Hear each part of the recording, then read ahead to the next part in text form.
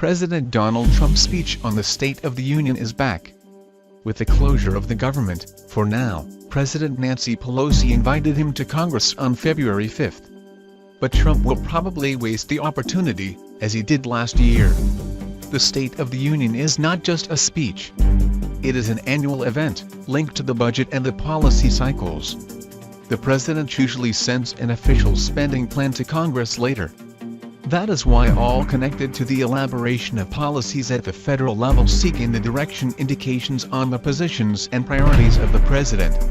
But that is also why the ritual is usually a failure as an exercise in oratory.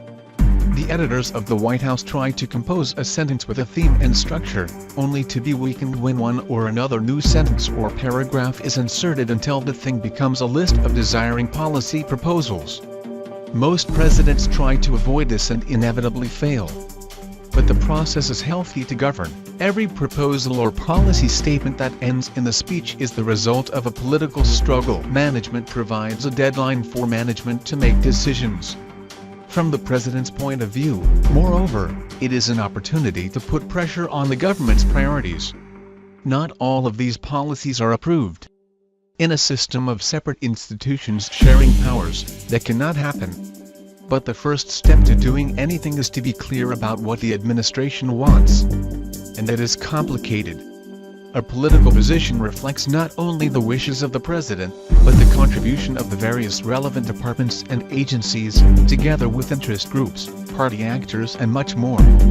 A president who advances without that process will probably be constantly weakened.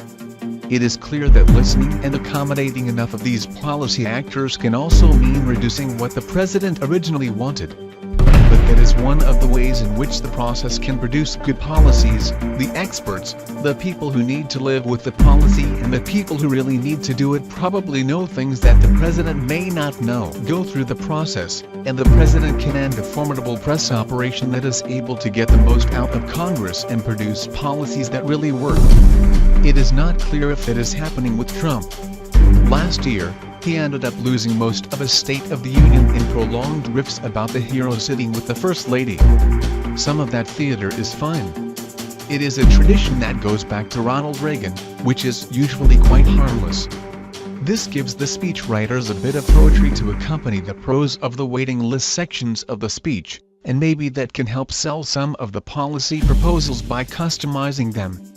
But a series of stories of heroes without policy proposals does not suddenly turn voters into big Trump fans, because speeches cannot do that. It's just a waste. And that is what it probably is.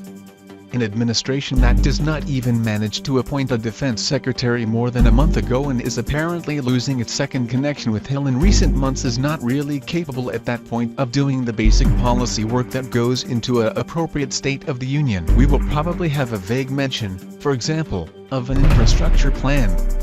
But a real account that has a real chance to appeal to both parties, which Trump seems to want and that really can help. Good luck with that. In fact, if there were serious initiatives in a message from the State of the Union, the communications team of the White House would already be working hard to arrest them. There is not even a suggestion of it now. No president will be completely irrelevant in Congress. Trump managed to cause a train accident without meaning, just threatening a veto, and he will retain that power, no matter what happens. But the State of the Union speech will likely be a strong signal that it will be even weaker in Congress this year than in 2018.